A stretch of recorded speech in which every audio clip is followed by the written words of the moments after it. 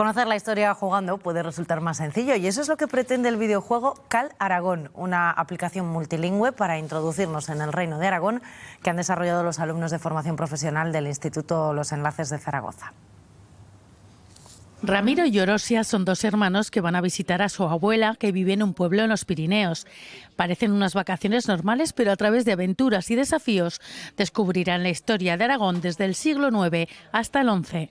A acercar de una manera más lúdica y más actual la historia de Aragón, que es verdad que a veces puede ser densa para jóvenes, pues eso, de una manera más fácil y más cercana y que ellos lo entiendan mejor, ¿no? Y que se pueda aplicar pues en las escuelas, en los institutos, etcétera. Un videojuego destinado a los alumnos de secundaria que en 4 idiomas nos cuenta la leyenda de la Cruz de Sobrarbe o el vencimiento del dragón.